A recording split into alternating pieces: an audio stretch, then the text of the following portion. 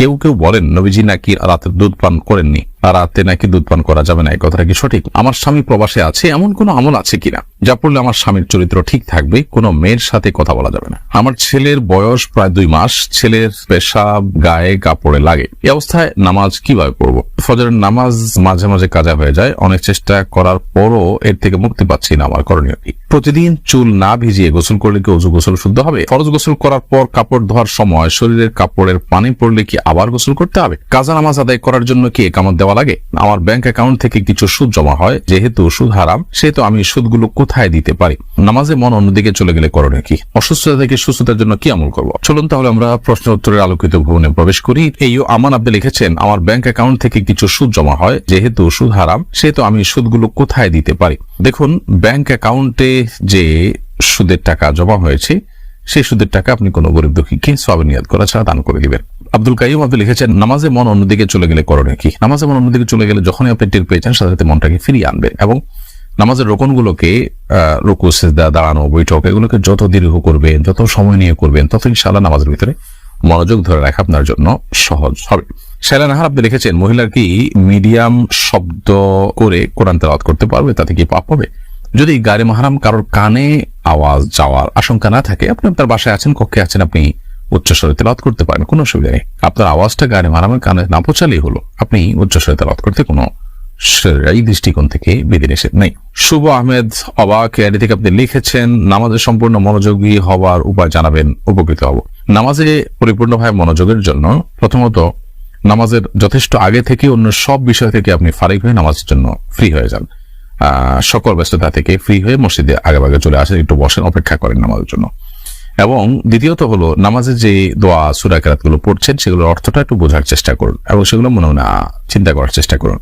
তৃতীয়ত নামাজের যে রোকনগুলো আছে সেই রোকনগুলোকে যতটুকু সম্ভব একটু লম্বা সময় নিয়ে ধীরে ধীরে করার চেষ্টা করুন, তাহলে ইনশাআল্লাহ নামাজের ভিতরে মনোযোগ আসবে, আল্লাহ চাইেন তো।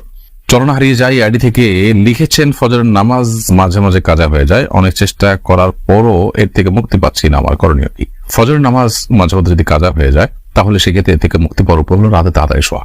এসার পর দেরি না করে দ্রুততার সাথে শুয়ে পড়বেন, যত দ্রুততার সাথে শুবেন ফজর নামাজ পড়াটা তত আপনার জন্য সহজ হবে, এটি হলো মূল করণীয়। আপনি এভাবে যদি অভ্যাস বানিয়ে ফেলেন এবং রাতে তাড়াতাড়ি শোয়ার জন্য মোবাইল থেকে অনেক আগে আপনাকে দূরে সরে যেতে হবে, সন্ধ্যার পর থেকে মোবাইলটি বন্ধ করে দিবেন, তাতে কিছু ক্ষতি হলেও হোক, কিন্তু আপনি অভ্যাস করে নিলে আপনার স্বাস্থ্যের জন্য এটি ভালো এবং ফজর নামাজ যাতে কাজা না হয় সেটার জন্য এটা ভালো এবং সহায়ক আমল। সেই সাথে ফজর নামাজ যারা পড়েন আশপাশের তাদেরকে আপনার মোবাইল নম্বর দিয়ে তাদেরকে ফোনে আপনাকে কল দিয়ে উঠাই দিতে বলেন এবং ডেকে দিতে বলেন, বিভিন্নভাবে আপনি যখন চেষ্টা করুন ইনশাআল্লাহ এটা কঠিন কোনো বিষয় নয়। আপনি হেলাল আহমদ লিখেছেন, কাজা নামাজ আদায় করার জন্য কি একামত দেওয়া লাগে? কাজা নামাজ যদি আপনি কয়েকজন মিলে আদায় করেন তাহলে সেক্ষেত্রে অবশ্যই একামত দিয়ে জামাতের সাথে আদায় করবেন। নবী করিম সাল্লাল্লাহু আলাইহি ওয়াসাল্লাম জীবনে একবার ফজরের নামাজ কাজা হয়েছিল, সফরে সবাই ঘুমিয়ে পড়েছিলেন, ওই একবারই কাজা হওয়ার ঘটনা আমরা জানি তার নামাজ, এবং সেটি তিনি আদায় করার সময় আযান একামত দিয়ে যথারীতি সবাইকে নিয়ে জামাতে নামাজ আদায় করেছেন। আর যদি একাকী হয় তাহলে সেক্ষেত্রে আপনি আপনার মতো আদায় করবেন।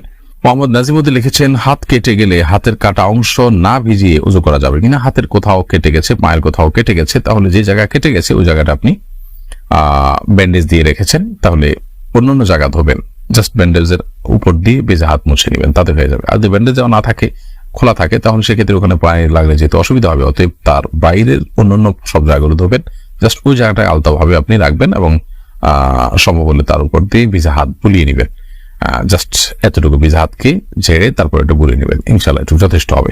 আবার আপনার জন্য কষ্ট হয় এইভাবে একদম লাগায় আপনাকে ডলতে হবে এমনটা জরুরি না। সামিয়া সুলতানা ইমো আপনি লিখেছেন, আমার স্বামী প্রবাসে আছে, এমন কোনো আমল আছে কিনা যা পড়লে আমার স্বামীর চরিত্র ঠিক থাকবে, কোনো মেয়ের সাথে কথা বলা যাবে না? আমল অবশ্যই আছে। প্রবাসী স্বামীর চরিত্রকে ঠিক রাখবার জন্য দেশে থাকা স্ত্রীর জন্য করণীয় আমল হলো, স্ত্রী স্বামীকে প্রথমত দ্রুততার সাথে প্রবাস জীবন শেষ করে যেন দেশে চলে আসেন এবং চাহিদাকে সীমিত করে ফেলেন, সেজন্য তাগাদা দিবেন। সীমাহীন ভাবে টাকা পয়সা উপার্জন করার জন্য যে আমরা মরিয়া হয়ে পড়ি এবং যুগ যুগ ধরে বিদেশে যে কাটানোর প্রবণতা আমাদের মধ্যে আছে, এটা মানুষের চরিত্র নষ্টের জন্য বড় অংশে দায়ী। অতএব এই কাজটা আপনি করেন, এটা আপনার আমল যে আপনার স্বামীকে লিমিটেড চাহিদা সেটা পূরণ করে তাড়াতাড়ি দেশে ফিরে আসার জন্য উদ্বুদ্ধ করেন, দেশে এসে হালাল উপার্জন যেটা করতে পারেন সহযোগিতা করবেন। দ্বিতীয়ত, আপনি সম্ভব হলে যদি সেখানে যাওয়ার কোনো উপায় থাকে তাহলে সেক্ষেত্রে আপনি সেখানে যান, আপনি নিজেরটা নিজে যদি বলতে না পারেন তাহলে কোনো আলেমের শরণাপন্ন হন, যাতে করে তিনি এটা বুঝেন যে স্বামী স্ত্রী একাকী দুজন দু জায়গায় থাকা ইসলামের দৃষ্টিকোণ থেকে ভালো বিষয় না, বরং দুজন একত্রে থাকার যেন চেষ্টা করেন। আর পাশাপাশি নিজে প্রতি যেন তিনি আকৃষ্ট, অর্থাৎ আপনার প্রতি যেন তিনি আকৃষ্ট থাকেন, সেজন্য আপনি আপনার সাধ্যের সবগুলো পন্থা অবলম্বন করবেন যাতে করে তিনি সেদিকে না যান। সেই সাথে সোশ্যাল মিডিয়া এগুলোর ব্যবহার করে সতর্ক থাকবেন, তাকে সতর্ক রাখবেন, দিন চেতনা তার মধ্যে বৃদ্ধি করবেন, কাজগুলো আপনি করবেন। সে সাথে আল্লাহ তাআলার কাছে দোয়াও করবেন, আল্লাহ তাআলা সহজ করুন।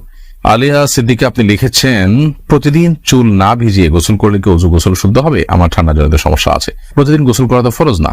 আপনার ফরজ গোসল যেদিন হবে সেদিন আপনাকে চুল ভেজাতে হবে। প্রয়োজনে গরম পানি দিয়ে আপনি গোসল করবেন এবং দ্রুততার সাথে শুকানোর চেষ্টা করবেন। আর যদি নর্মাল গোসল হয়, সাধারণ প্রতিদিনের যে গোসল সেটা যদি হয়, বা শুক্রবারের সুন্নত গোসল হয়, তবে সেক্ষেত্রে আপনার চুল ভেজাতে অসুবিধা হলে আপনি চুল না ভেজালেন, গোসল করে ফেলেন, গোসল তো হবেই, কোনো সমস্যা নেই। আর ওযুর জন্য তো আর চুল ভেজানো জরুরি না, মুখ ধৌত করলেন এবং মাথার উপরে ভেজা হাত শুধু বুলিয়ে নিলেন, তাতেই তো হয়ে যাবে, মাসে করলে হয়ে যাবে। মোহাম্মদ রুবেল আপনি লিখেছেন, অসুস্থতা থেকে সুস্থতার জন্য কি আমল করবো? অসুস্থতা থেকে সুস্থতার জন্য আল্লাহ তাআলার কাছে দোয়া করতে থাকবেন, যত রকম দোয়া আছে দুরূদ পড়বেন, আল্লাহর প্রশংসা করবেন এবং স্বাভাবিকভাবে আল্লাহ তাআলার কাছে দোয়া করতে থাকবেন ইনশাআল্লাহ বিদিনিল্লাহ। এই দোয়াগুলো নিজের ভাষায় আপনি বলতে পারেন, মনে মনে আল্লাহ তাআলার কাছে নিবেদন করতে পারেন। তবে দুরূদ, ইস্তেগফার, দোয়া ইউনুস, এই আমলগুলো করে করে আল্লাহ তাআলার কাছে দোয়া করাটা দোয়া কবুলের ক্ষেত্রে অনেক বেশি সহায়ক ভূমিকা রাখে। এমনি স্বামী হোসেন লিখেছেন, জায়নামাজে কাবা শরীফের ছবি আছে, সেই জায়নামাজে নামাজ পড়া যাবে কিনা? জায়নামাজ যদি কাবা শরীফের ছবি থাকে সেখানে নামাজ পড়লে নামাজ হয়ে যাবে, নামাজ হবে না, ব্যাপারটা সেরকম না। কিন্তু জায়নামাজে আমাদের লক্ষ্য রাখতে হবে, অনেক সময় খুব সূক্ষ্মভাবে তাকালে পরিষ্কার ভাবে দেখা যায় যে জায়নামাজে বিভিন্ন মূর্তির ছবি, প্রাণীর ছবি পর্যন্ত থাকে। এগুলো বিভিন্ন অমুসলিম দেশগুলোতে করে, অনেক সময় তারা জেনে হতে পারে, ষড়যন্ত্র অংশ হিসেবে হতে পারে, বিভিন্নভাবে এগুলো করে। এই জন্য প্লেন জায়নামাজে নামাজ পড়তে পারলে সবচেয়ে উত্তম, এটা সকল ঝামেলার ঊর্ধ্বে উঠা যায়। আর দ্বিতীয়ত হলো, এতে নামাজের ভিতরে মনোযোগটাও ধরে রাখা যায়, ভাব গাম্ভীর্য টিকে থাকে। আর যদি আপনি কাবার ছবি বা এই জাতীয় কোনো কিছু রাখেনও, তাহলে সেক্ষেত্রে রাখতে পারেন, এতে গুনাহ হবে না। কাবাকে প্রয়োজন ছাড়া অনেক সময় দেখা যায় যে নামাজকে পড়াইতে হয়, এমন ভাবে এটাকে ব্যবহার করতে হয় যেটা অপমানজনক হয়। আরেকটা বিষয় হলো যে কাবার দিকে চেয়ে থাকা নামাজের মধ্যে হাদিসে নিষেধ আছে। আপনি কাবার সামনে দাঁড়িয়ে যখন মক্কায় নামাজ পড়বেন তখনও কাবার দিকে চেয়ে থাকবেন, এটা হাদিসে নিষেধ আছে। আপনি নামাজের মধ্যে সিজদার জায়গার মধ্যে আপনি তাকিয়ে থাকবেন, এভাবে উপরের দিকেও তাকাবেন না, আবার সামনে কাবার দিকেও তাকাবেন না। তাহলে সেখানে সেই কাবার ছবি আপনি জায়নামাজ দিয়ে সেদিকে তাকাচ্ছেন, কাবার দিকে আপনার মনোযোগ যাবে, সেটিও কিন্তু উদ্দেশ্য। আমরা কিন্তু কাবার ইবাদত করি না, কাবার দিকে ফিরে আল্লাহর ইবাদত করি। এসব দৃষ্টিকোণ থেকে জায়নামাজে কাবার ছবি ইত্যাদি না থাকলে উত্তম, কিন্তু থাকলে নামাজ হবে না বা গুনাহ হবে, ব্যাপারটা সেরকম না। মোহাম্মদ নাজির হোসেন লিখেছেন, ফরজ গোসল করার পর কাপড় ধোয়ার সময় শরীরের কাপড়ের পানি পড়লে কি আবার গোসল করতে হবে? ফরজ গোসল করার পর কাপড় ধোয়ার সময় যদি পানি ছিটে এসে কাপড়ে লাগে কোনো অসুবিধা নেই, তার জন্য আলাদা গোসল করতে হবে না। যদি নাপাক কাপড় এবং নাপাক কাপড়ের নাপাকির অংশ এসে লাগে তাহলে শুধুমাত্র পায়ের অংশ ধুয়ে ফেললেই চলবে যদি ওখানে লাগে। আর এমনিতে আপনার যে পানিটা লাগছে ছিটা এসে সেই পানিটা কোনো নাপাক লেগে আছে এমন দেখা যাচ্ছে না, তাহলে সেক্ষেত্রে ওই পানি লাগার কারণে আপনার ওই জায়গা নাপাক হবে না। সাবিহা শান্ত আপনি লিখেছেন, আমার ছেলের বয়স প্রায় 2 মাস, ছেলের পেশাব গায়ে কাপড়ে লাগে, এই অবস্থায় নামাজ কিভাবে পড়বো? ছেলের বয়স যদি 2 মাস হয় এবং পেশাব আপনার গায়ে কাপড়ে লাগে, তাহলে যে জায়গা লাগবে সেই জায়গায় আপনি হাত ভিজিয়ে সেটার ছিটা আপনি দিয়ে দিতে পারেন। এটি পবিত্র করার একটা প্রক্রিয়া। যদিও ওই যে জায়গা লেগেছে শুধুমাত্র ওই জায়গাটাকে আলতো করে ধুয়ে ফেললেও পাক হয়ে যাবে। আপনি শরীরে কোথাও লেগেছে ওই জায়গাটাকে পানি দিয়ে আপনি ধুয়ে ফেললেন, তাতেও পবিত্র হয়ে যাবে ইনশাআল্লাহ। তার সায়রা মাহবুব আপনি লিখেছেন, কেউ কেউ বলেন নবীজি নাকি রাতে দুধ পান করেননি, আর রাতে নাকি দুধ পান করা যাবে না, এই কথাটা কি সঠিক? না, কোরআনে এরকম কোনো কথা আছে বলে আমার জানা নাই যে রাতে দুধ পান করা যাবে না, দিনে পান করতে হবে। দুধ হালাল জিনিস, রাতে দিনে যে কোনো সময় আপনি পান করতে পারেন। এর জন্য স্বাস্থ্যগত কোনো বিশেষ নির্দেশনা থাকে সেটা ভিন্ন বিষয়। অভিজ্ঞতার আলোকে বা বৈজ্ঞানিক গবেষণা যদি কোনো এর অপকারের দিক প্রমাণ থাকে তাহলে সেটা ভিন্ন বিষয়, সেটা আপনি আমলে নিতে পারেন। বাট কোন দেশের আলোকের কোনো কথা বলা হয়নি যে রাতে দুধ পান করা যাবে না। নবী সাল্লাল্লাহু আলাইহি ওয়াসাল্লাম রাতে করেননি, দিনে করেছেন, রাতে করতে নিষেধ করেছেন, এরকম কোনো কথা